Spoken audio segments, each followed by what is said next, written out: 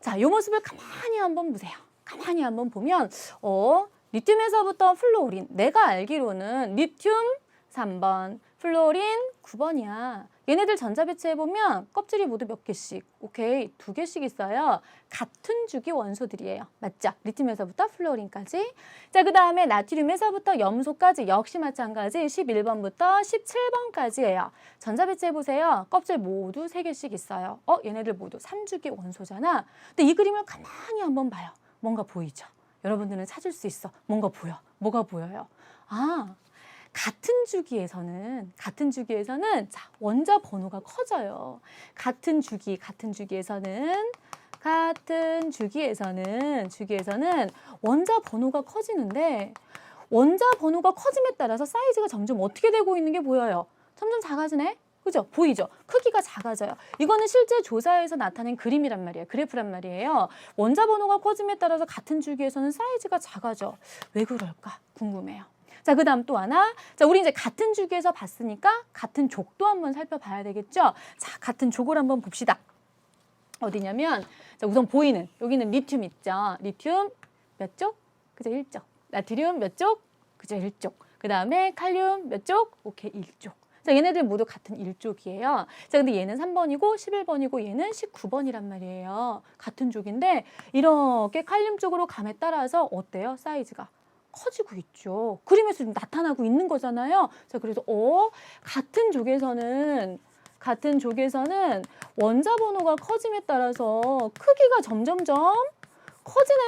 이거 왜 그러지? 알아야 된다고요. 여러분들은 할 수 있어. 자, 지금부터 한번 그 이유를 한번 찾아보도록 합시다. 왜 같은 족에서는 번호가 커짐에 따라 크기가 커질까?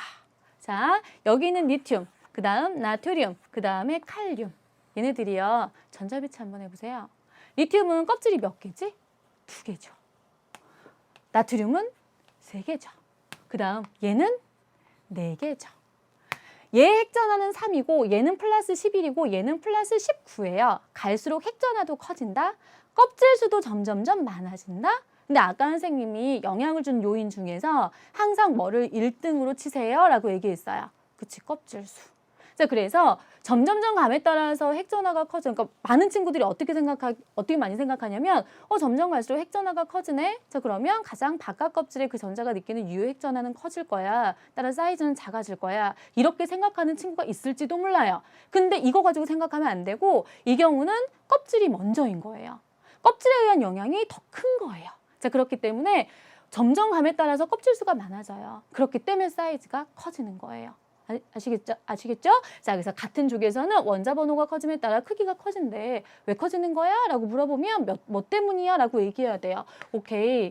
전자 껍질 수가 점점점 많아지기 때문에 사이즈가 커지는 거야. 양파 생각하시면 돼요. 양파 껍질 벗기면 점점 작아지죠. 그거랑 똑같이 생각하시면 된다라는 거예요.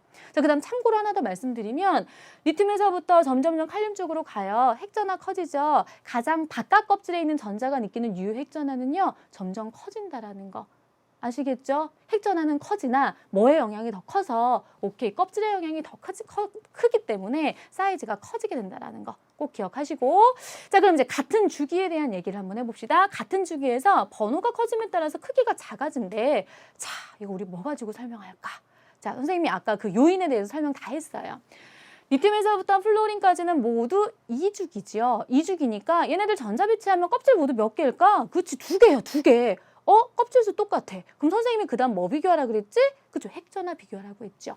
얘는 핵전화가 3, 4, 5, 6, 7, 8, 9 이렇게 나가는 거죠. 이렇게 감에 따라서 핵전화가 점점점 커지네. 그렇게 되면 핵전화가 커지게 되면 가장 바깥 껍질에 있는 전자가 느끼는 유효 핵전화는 어떻게 되냐면 커지게 된다라는 거. 현아 알겠지? 질문했었어, 현아가. 자, 그래서 같은 주기에서는 껍질 수가 똑같아요. 그렇기 때문에 껍질에 의한 영향보다 그 다음 핵전화에 의한 영향을 가지고도 생각을 하셔야 돼요. 자, 그래서 원자 번호가 커짐에 따라서 핵전화가 커진대. 그렇기 때문에 가장 바깥 껍질에 있는 전자가 느끼는 유효 핵전화가 커지기 때문에 유효 핵전화가 크다는 얘기는 그만큼 핵이 가장 바깥 껍질에 있는 전자를 세게 당기고 있다는 얘기겠죠. 그럼 세게 당기면 이렇게 쪼그라들 수밖에 없는 거 아니에요. 그렇기 때문에 사이즈가 점점점 작아지게 된다라는 거. 되시겠어요? 자, 그래서 같은 주기에서는 번호가 커짐에 따라 크기가 작아진대. 왜 그러는 거야? 라고 물어보면 핵전하가 커진다? 핵전하가 커짐으로 인해서 그로 인해서 가장 바깥 껍질에 있는 전자가 느끼는 뭐가 유효 핵전하가 전하가 커지기 때문에 그러는 거래라고 여러분들 설명을 하시면 된다고요.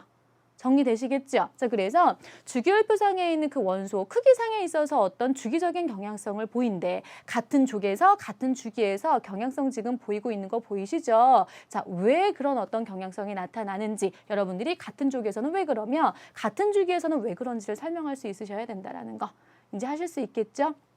자, 그다음 여기 선생님이 요 얘기 한마디만 더 할게요. 자, 보통 이제 우리가 시험에서는요, 우리가 비교할 수 있게 지금 우리가 배운 이 경향성 있죠. 일반적인 경향성. 이걸 바탕으로 해서 비교할 수 있게 물어봐요. 예를 들어서요. 여기 한번 볼까요? 베릴륨이 여기 하나 있어요. 그 다음에 여기에서 누구를 볼까? 뭐 염소를 한번 볼까요? 베릴륨과 염소를 가만히 한번 보세요. 베릴륨은요 2주기고요. 염소는 3주기예요. 선생님이 껍질이 먼저라고 했지. 자, 그러면 염소가 3주기고 베릴륨은 2주기니까 염소가 더 커야 돼. 근데 가만히 보세요. 누가 더 커요? 얘가 더 큰 거 보이시죠? 그래서 그렇기 때문에 수능에선 이렇게 베릴륨 또는 염소 같은 걸 주면서 뭐 사이즈 비교해서 문제를 풀어야 하는 이런 문제 나올까요? 안 나올까요? 안 나와요. 이런 경우는. 아시겠죠? 그러니까 여러분 안심하시고 지금 선생님이 설명해드린 요거 있죠? 여러분들이 충분히 이런 일반적인 경향성을 이용해서 비교할 수 있는 정도의 어떤 원소들을 가지고 물어봐요. 그러니까 걱정하지 마시고 이 일반적인 경향성 여러분들이 잘 공부해 두시면 된다고요. 하실 수 있겠죠? 자, 이렇게 해서 여러분들이 원자 사이즈의 어떤 그 주기적인 경향성 잘 익혀두시면 되고요.